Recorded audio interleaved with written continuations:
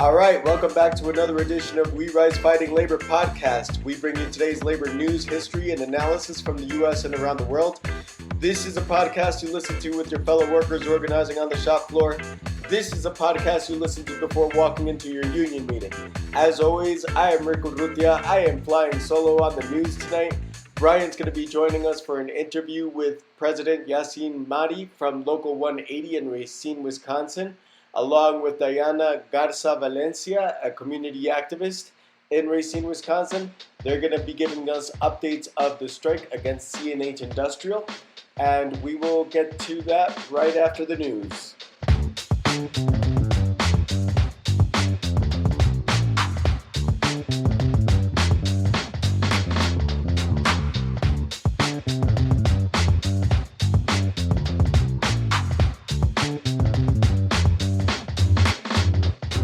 All right, first bit of news on my plate is a railway workers' strike. This week, CNBC informed us that the railway unions have aligned for a potential strike date of December 9th. Now, if y'all recall, last week we talked that it was either going to be December 5th or December 9th. There's your answer, December 9th. Now, CNN also ran an article, and this is charmingly called, "A Railway Strike Won't Screw Up Your Holidays. Here's How It Will Affect You in Other Ways." And the reason I chose to talk about this particular article is because this one question comes up again. If you would allow me, this is directly from the article. Quote, "A freight rail strike could cost the economy $1 billion in the first week alone, according to a new analysis from the Anderson Economic Group. Calculations show a first-day impact of approximately $60 million, including $30.9 million for lost freight, $3.8 million for long-term passenger rail disruption, and $25 million in lost railroad industry wages," the analysis revealed. Now, for those of you who have been listening to our podcast, I think you're starting to get the gist that I really love numbers like this. And when I hear stuff like this, these are my rabbit holes. Okay, what we on this show have in common is that all three of us went to the Labor Studies Center at the University of Massachusetts. And what that teaches us is how to carry out strategic corporate research. And what you need to know about that right now is that it lets us analyze finances, analyze economic matters. And so when I see that some kind of firm called Anderson Economic Group is producing numbers like this, I want to know how. In other words, how did you crunch those numbers? In other words, what numbers did you use? Where did they come from? What do they represent? In short, their methodology, okay? So I went to the Anderson Economic Group's website, of course, and you can all just follow this. You can just Google this. You can Google the name Anderson Economic Group, okay? I went to the website to look for the report, and there was a summary of the report, excuse me. And I should note, first and foremost, that the report was prepared by Patrick L. Anderson, who is the principal and CEO, of course, of Anderson Economic Group, and Tina Darrowell, senior analyst. And these are my takeaways, okay? The report calls out the American Association of Railroads report that I talked about in a previous episode, and says that the $2 billion per day figure is a quote-unquote gross exaggeration. For those who are new to this, the $2 billion per day talked about how much a railway strike would cost the quote-unquote U.S. economy, whatever that U.S. economy may be referring to. Usually it's talking about the profits of shareholders, but they say quote-unquote economy. So it would cost the U.S. economy $2 billion a day, according to the American Association of Railroads. Now, the Anderson Economic Group is saying something different. It's talking about numbers in the millions. And really, the difference between $2 billion a day and $60 million in the first day is $1.94 billion. So there's a huge gap. There's a huge discrepancy there. So I wanted to see what this was all about. What was your process in crunching these numbers? What was your methodology? And you go on their website, and Anderson Economic Group talks about how their methodology is far more rigorous than the American Association of Railroads. And I thought to myself, great, I have 2 hours before we have to record the news. Let's check out Anderson Economic Group's methodology on how they came up with their numbers. But no, another major fail. They didn't include their methodology. Instead, they give you a link to Patrick Anderson's book on business and finance and tell you the methodology is basically in there somewhere. Yeah, they link you to his book on Amazon and tell you that the methodology used in crunching those numbers that I just blurted out earlier, the methodology, the process for reaching those numbers is in the book somewhere. Now, come on, man. Like, you're pulling these numbers out of nowhere. And honestly, I had to stop there because one, I had to prepare for today's news, and I think that by itself is newsworthy. It lets you know where these scare numbers are coming from. You know, the $2 billion a day when railway workers go on strike, or is it $60 million a day when railway workers go on strike, or when workers demand an increase in the minimum wage? They toss out numbers about $15 billion per day, you know, stuff like that. Like, these numbers come out of nowhere. You know, these are scoundrels in bow ties that are just fabricating these numbers. Man, honestly, if I was their college professor in some finance course or economics course, no, this would be unacceptable and frankly quite laughable material. But these are the numbers that they're putting out there. So I wanted to take a second to talk about that. Back to that CNN article, though. For those of you who listen regularly, y'all know that I'm in the middle of working on some videos on how to research corporations, and I expect the second video to be done this week. But in those videos, I stress the idea that when you're taking on a corporation, you got to find its weaknesses, its weak spots, its jugulars, its soft underbellies, whatever you want to call it.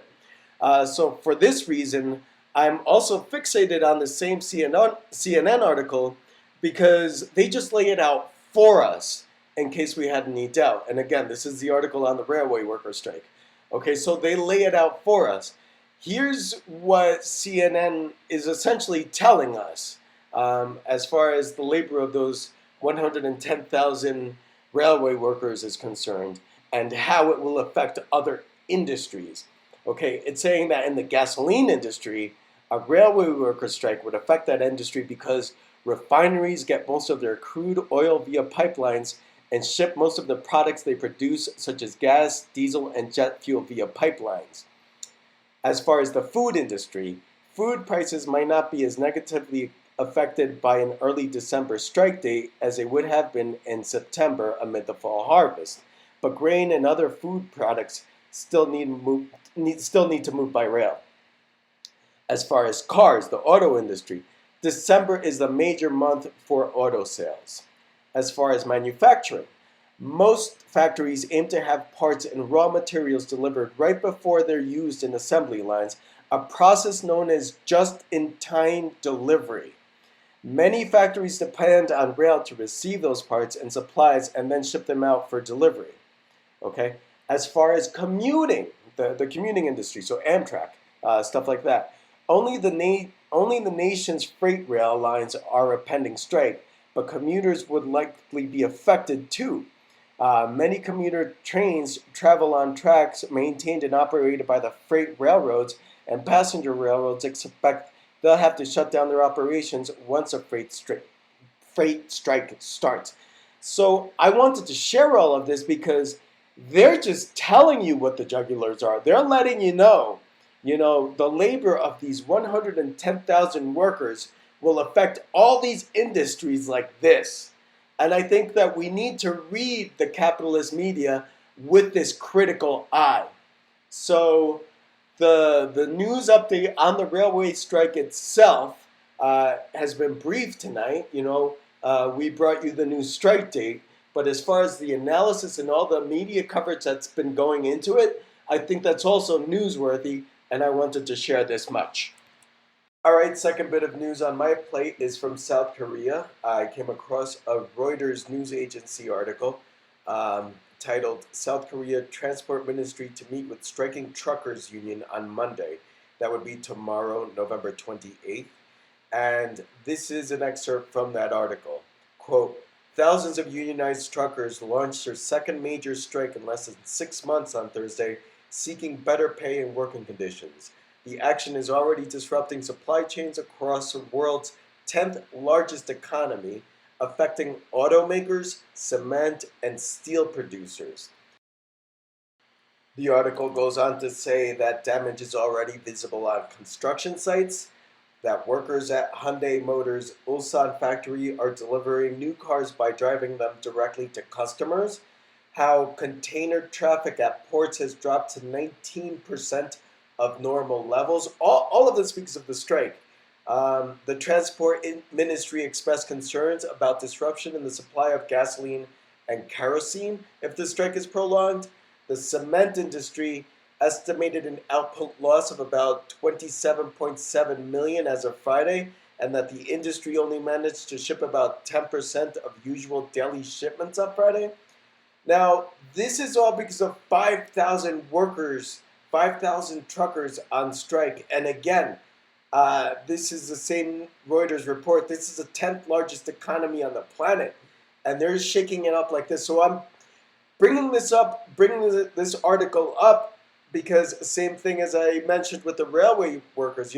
Sometimes the capitalist media just straight up tells you what their jugulars are, or how a strike affects production. They just straight up tell you.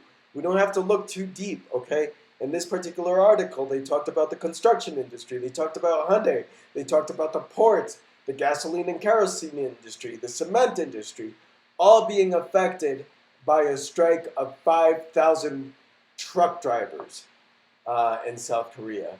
So we're internationalists in part because of this.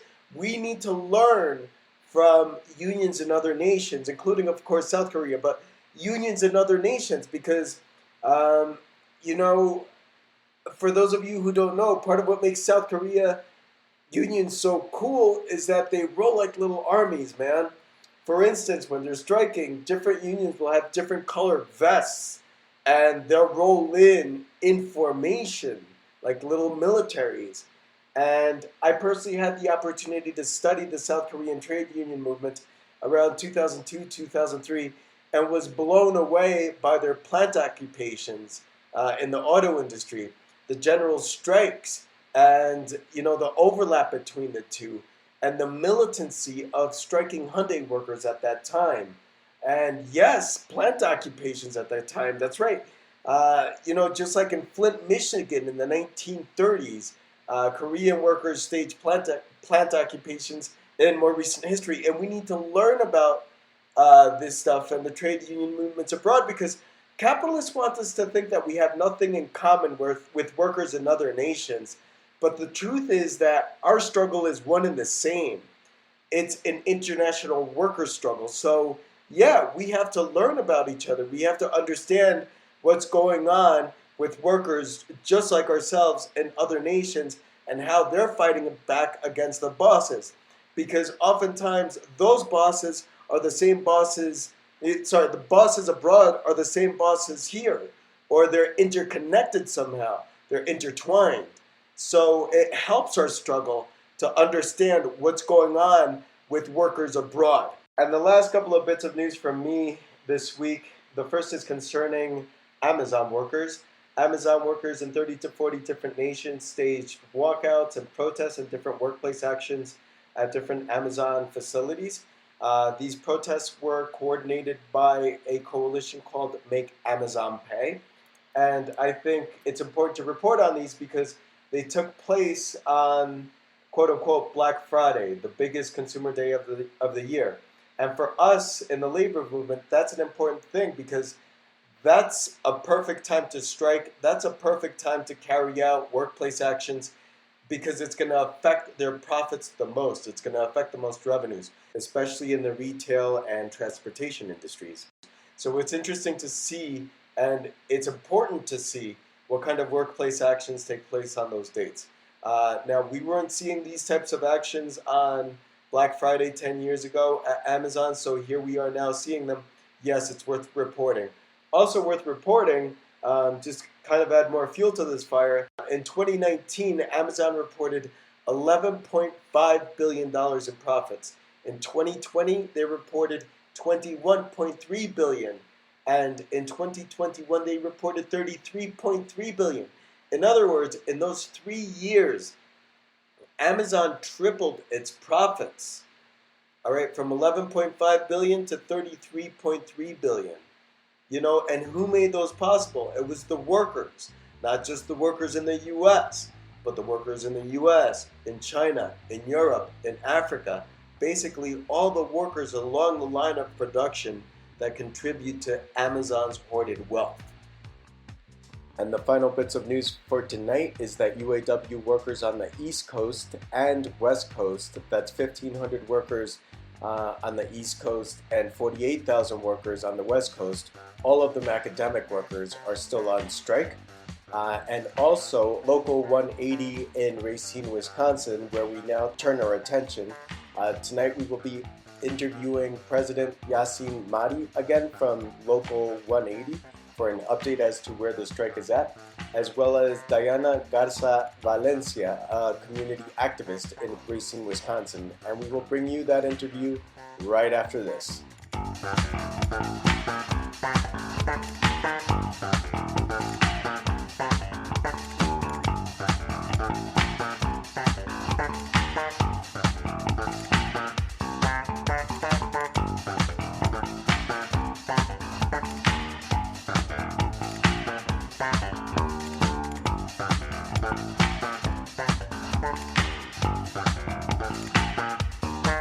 We are honored to have back President Yacine Mahdi of UAW Local 180 in Racine, Wisconsin.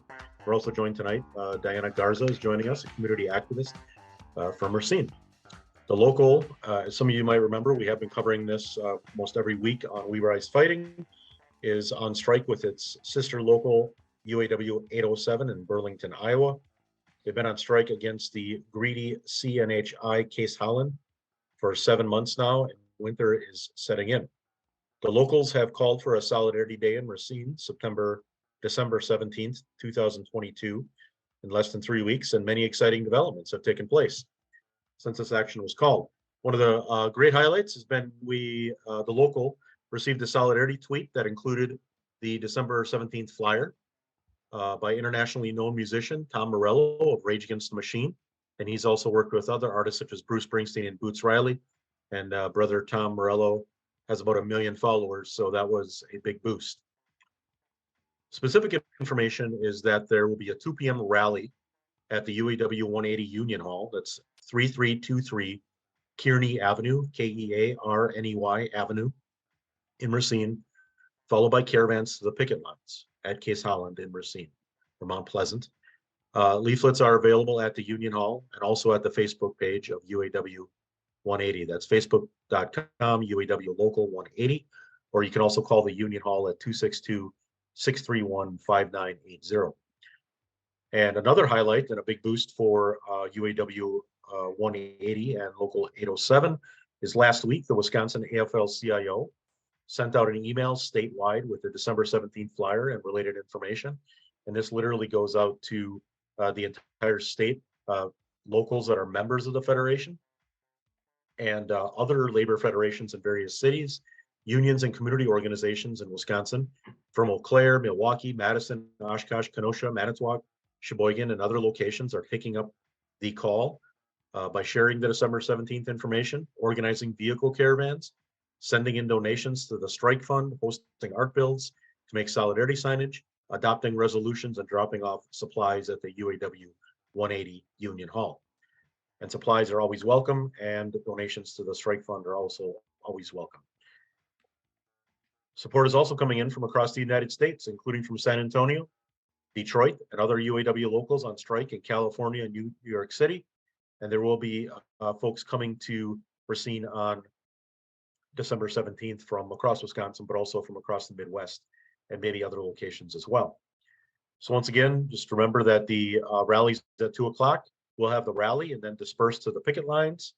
And everybody that's coming to Racine on that day, December 17th, just go right to the Union Hall at 3323 Kearney Avenue in Racine and check out the Facebook page. And again, the number is 262-631-5980 of the Union Hall. So right now we have less than 3 weeks until the Solidarity Day. We have 20 days to go. There's lots of organizing work to do. So for this episode of We Rise Fighting, we invited back President Mahdi and Sister Diane Garza, a longtime community activist in Racine, who's been doing great work assisting UAW 180's organizing efforts for the strike. They will give us updates and also how labor community organizations can help build for the Solidarity Day rally on December 17th. So Rick will take us from here. Thanks, Rick. Thanks, Brian. And you know what, President Mahdi and Sister Diana Garza, my question is exactly that. What kind of update can you give us? What do things look like on the ground in Racine? How can people be in solidarity with the strike? What's going on? Can you just give us a sense of what's up? Yes. So, uh, things are, uh, I say this, the weather started to change. We currently have tents up now.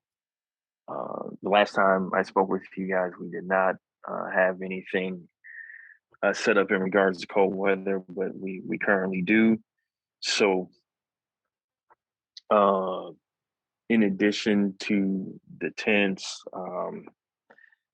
we have restructured our picketing times um, to reflect, the cold weather that's coming.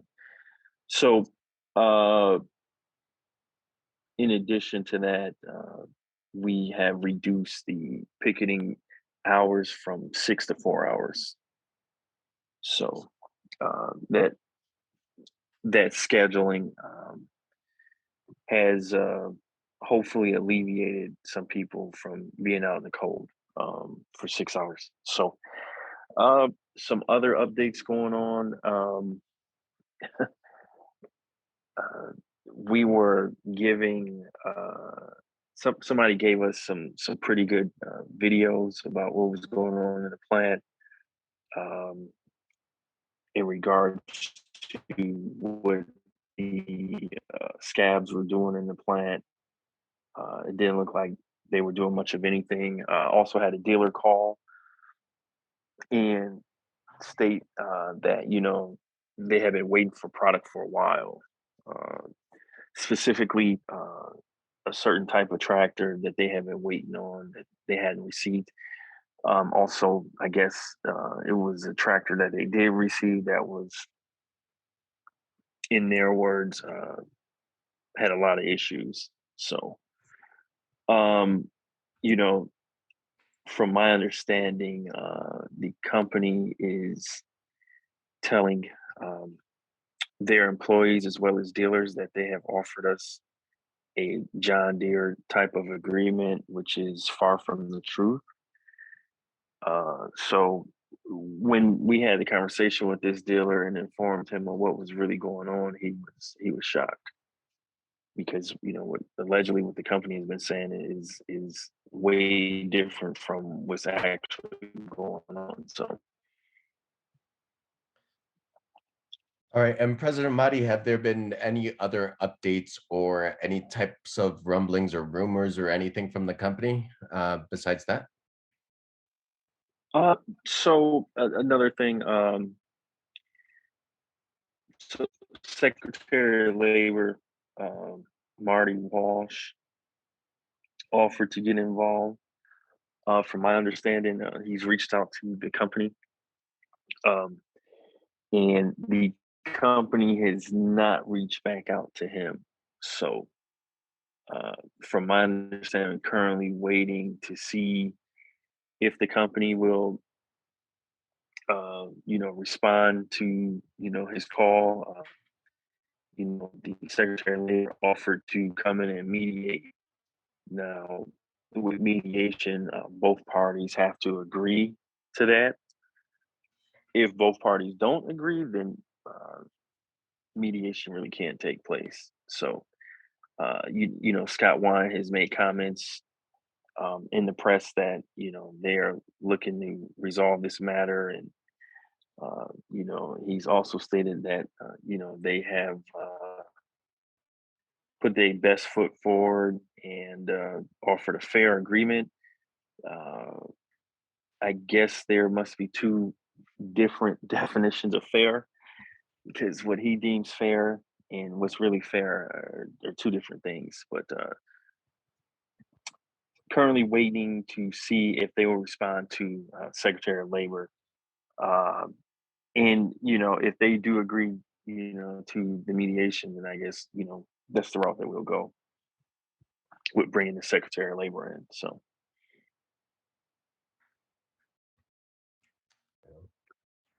All right, thanks. So we're gonna, Sister Diana, you've been involved in various labor community activity over the years, and now you're helping UAW 180 and of course 807 on strike. This last Saturday, you were involved in a art build, making car toppers, uh, running around Racine for flying squadrons to the picket lines and a whole bunch of other work. So we just wanted to see what you're up to. And please let us know and how folks can help out. Yes, hi. My name is actually Diana Garza Valencia, and I was born and raised here in Racine, and so I have a invested interest with the J caseworkers and UAW 180. My deceased uncle Gilbert Garza, he was a proud member of 180. So I stand strong with them. I really do. It's this is personal to me because as a community leader, one of the things I emphasize is equal pay, paid sick days, and family medical leave, and just health care, and that's what they're asking. So I'm able to go out to the community and say, we have to come together to support and to unify, to be in solidarity with our people that are on strike. This is a friends and family of Racine community. So when Wisconsin Democracy Tour came to Racine, we were able to talk with them, and we're able to understand on some of the things that we could do for them. And for Solidarity Day, December 17th, we need still assistance at making sure the message gets out, that we're going to host the car caravan, and it's exciting to actually have already 30 cars, and it's growing. This is just locally from Racine, but our hopes are to have vehicles come in from the different states, from the different unions. They also, I'm sorry, I don't want to say so much, but we things that we need are to make sure that we support our the strikers with, as the flyer says, with donations of gift cards, of toys for children, and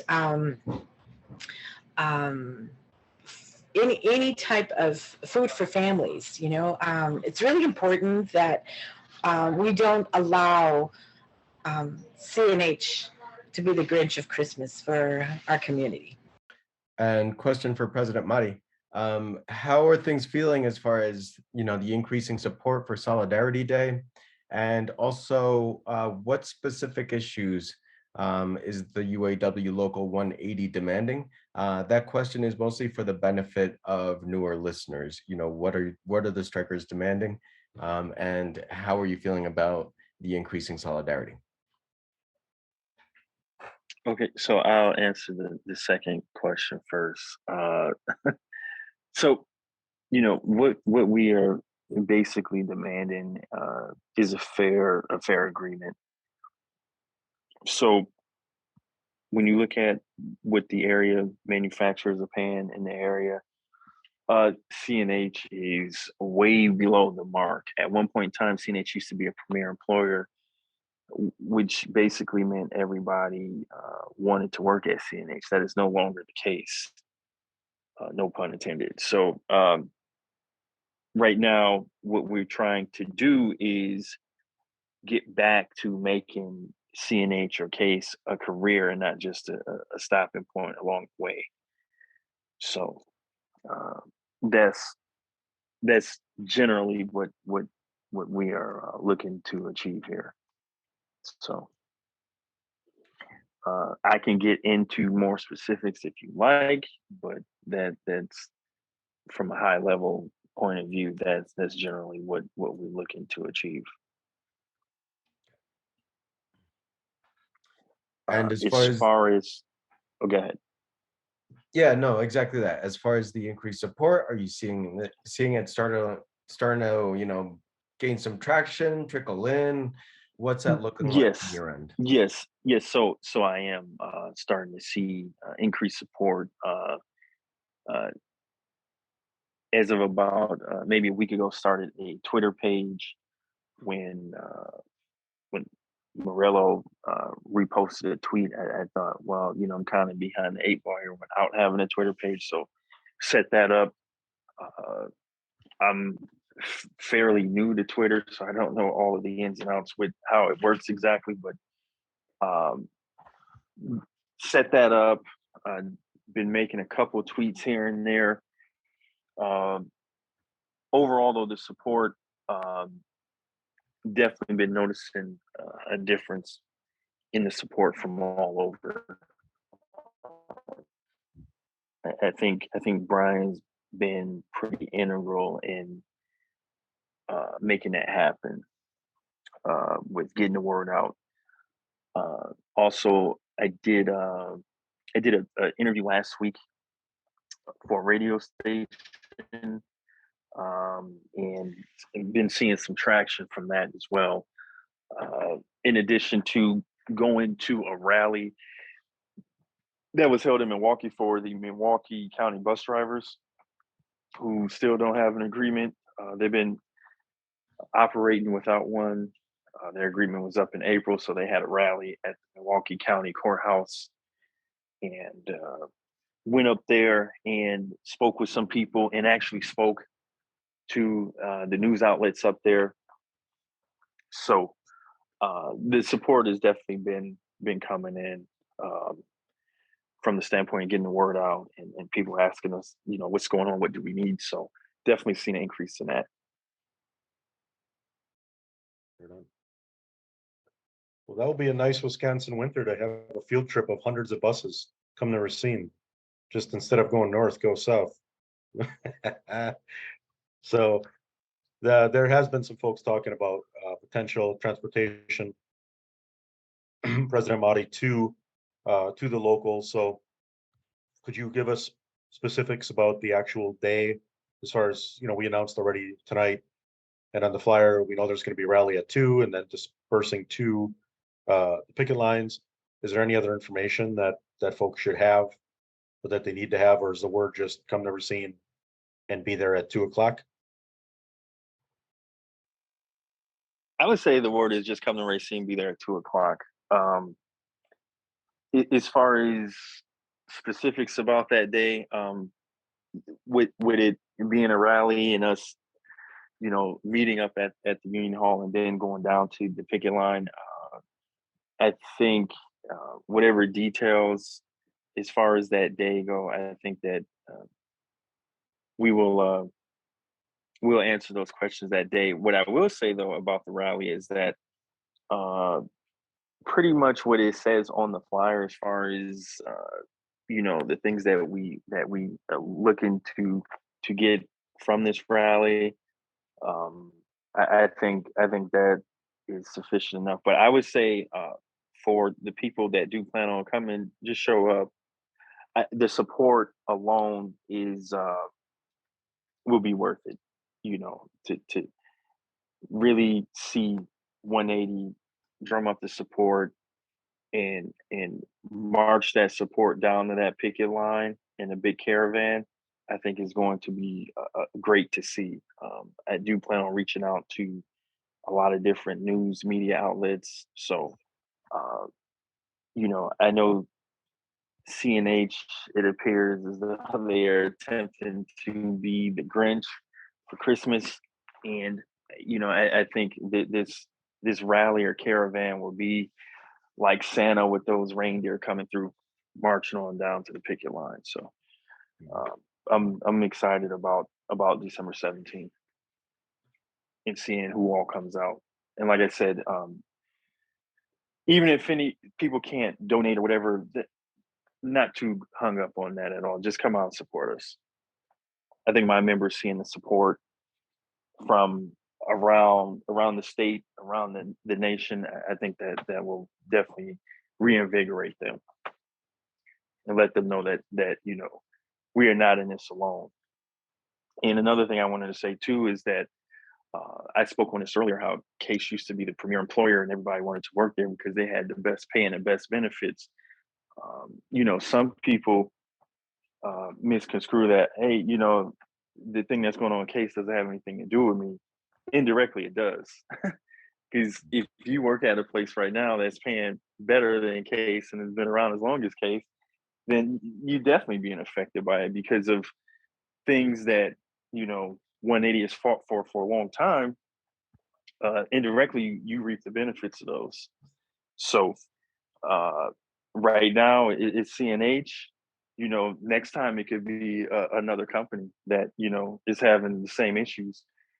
What I will say is that when companies see what CNH is doing, and they're not doing it, then they have to adjust to that in order to be competitive, in order to get people to work at that facility, that company. So, uh, you know, I know some people think that this isn't affecting me, and it at this point in time. However, indirectly, it does affect you. It really does, because whatever gains that we achieve at CNH that other employers don't have, those employers may be forced to make those changes to accommodate the people that they have working for them. So That's right. So Diana, you're doing a lot of community work, and as a community organizer, we know how this goes. We've got 20 days left to go. And so for our listeners, if they want to participate in the organizing, whether it's right there in Racine or around Wisconsin in any way, how should they get a hold of you? And what kind of activities are you needing help with, along with, in consultation, of course, with the UAW 180 leadership leading to December 17th? Okay. Alrighty, thank you. Well, just really quick, President Marty, I am proud of you and the workers right now, because you guys are inspiring us. Because, like you said, if it affects one, it affects us all. And because of the union members, especially JAKs, we have what we have. And we have the 8-hour work days and et cetera, and et cetera, et cetera. So that's why we are continuing to support y'all and to be in solidarity with y'all. As for some of the things that we're doing, we are doing car toppers. It is an art build that we are creating for the cars. And so you can call the Union Hall to ask the days that people can go down to the Union Hall 180 to actually help build them, because we're building them like there's like a calendar going on. It's going to be like 10 a week that we have to be able to prepare for December 17th. Again, this is a huge undertaking. It is several cars. We have in mind 50 and plus. So if you can arrive early, I appreciate that, because we're going to get you lined up, and we have to help everybody get these toppers on their cars. So those are things that are going on to prepare for that day. And you asked another question, Brian. Could you repeat it? Yeah, Diana. So if folks want to help, as you mentioned, there is a lot of work. This is a huge undertaking, and a lot of this is volunteer labor. So we know there's some retirees helping and others, but how can people specifically help? I know you mentioned in the past, their leaflet distribution or posting up leaflets or making phone calls. Those are just some of the things that you mentioned in the past. And if you could just raise a couple of those, and specifically how people can participate in that. So should they call? Who should they call? How can they get plugged into this work? That's great. So you could actually call directly to President Mahdi, because he's the one that's organizing the committees at his level at the Union Hall. What numbers should they use, President Mahdi? Anybody can call 631-5980. Also, my direct line is 631-5988. But either number, somebody will be able to answer the phone and get to anyone to give them instruction on how to support. And if you'd like to help with like the art build, like with supplies, we need poster board. The big sheet poster board to make double-lined posters, and something like the kind of poster board that you could actually put on people's bodies. So if you can find the bigger ones, it would be really cool, because we'd be using those as people walk down the picket line. We'd have the huge, what we used to call sandwich poster board, right? We're going to do those kinds of things on us. So, if you have a truck, if you have music, if you know how to play any kind of instrument, if you know the Solidarity song, if you do karaoke, we'd like you to go do karaoke from now to December 17th. Everywhere you can sing karaoke, sing the Solidarity song, and invite people to come to December 17th to join us in Solidarity Rally. That's right. Solidarity, music, arts, culture, man, that's part of the fuel in all of this. If you got solidarity chants too, bring that, man. Those are always good for morale, man. Get people juiced up for the fight. All right, well, we're going to start wrapping things up here. Before we jumped on the recording, we loosely talked about possibly having a clinic at Local 180 that involves some strike tactics and corporate research tactics. We will keep you listeners updated on where that's at and what that's looking at, how that's looking. I myself would, if this pans out, I myself would do a presentation on how to research corporations in Racine. So I'm already getting excited about that. I hope it actually pans out. But again, we will keep you updated. Brian, can you go ahead and close us out, please? Yes. So one more time for our listeners, that we are very excited to be participating as We Rise Fighting with UAW 180 and 807 in the Solidarity Day. And that'll be just everybody come to Racine, all out for Racine. If you're a member of the labor community and you support unions and working people, this is the place to be. Racine, December 17th, 2 p.m. There will be a rally. There'll be a masked car caravan with music and food and a variety of other things going to the picket lines in Racine and Mount Pleasant.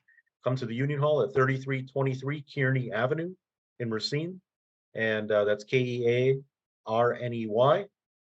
And we will have the rally at 2 o'clock and disperse from there to the lines. More information is available at the UAW Local 180 Facebook page, as well as the Twitter of UAW Local 180.